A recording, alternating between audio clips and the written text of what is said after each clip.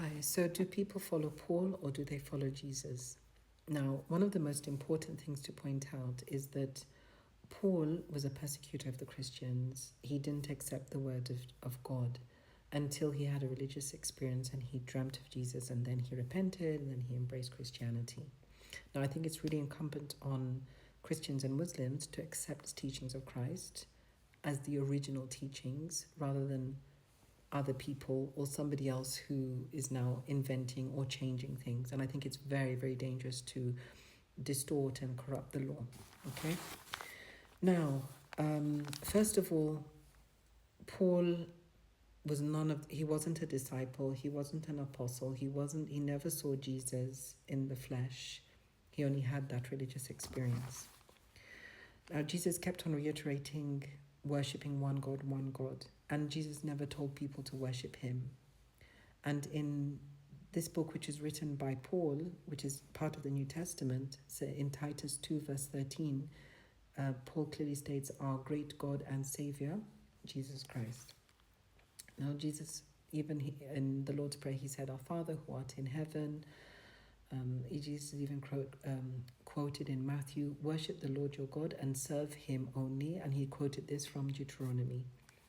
Now, in Matthew 5 verse 17, Jesus says, do not think I have come to abolish the law of before or the prophets. I have not come to abolish them, but to fulfill them. So one of the things that Paul taught was it's okay to eat pork. Yeah, you don't have to be circumcised. Again, it's very, very dangerous to tamper and meddle with God's law. And God is not someone to change his mind suddenly, since God is not the author of confusion, which is also stated in the Bible. Now in Leviticus 11 verse 7 to 9 it says, and the swine, though it divides the hoof, having cloven hooves, yet does not chew the cud, is unclean to you. Their flesh you shall not eat, and their carcasses you shall not touch. They are unclean to you. Now, Paul and Peter had a lot of beef together. They were always arguing. Now, Paul also clashed with a lot of the other disciples, but Peter, bearing in mind, was one of the first disciples. He was like the right hand of Jesus. He was one of the closest disciples. He was also known as the rock of the church. Now, in Galatians 2 verse 11, Paul says this about Peter. When Peter came to Antioch, I opposed him straight away to his face, because clearly he was in the wrong. So this is the same Peter which Jesus gave authority to heal and had really revered him in his time. And then in Galatians 3 verse 13, Paul also says, Christ redeemed us from the curse of the law.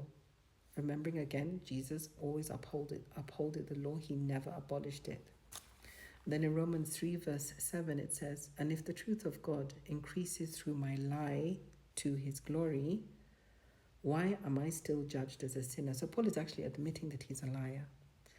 So through these facts that I have given you, let you decide. I think it's so important to go back to the teachings of Christ, to go back to the essence and just be aware and read. It's so important to read. And again, as Muslims, we accept Christ's teachings, we embrace him wholeheartedly, and because everything that Christ said is in complete alignment with the Quran.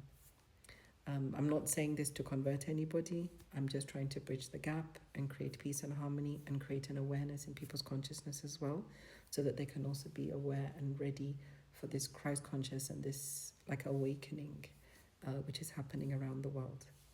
Thank you.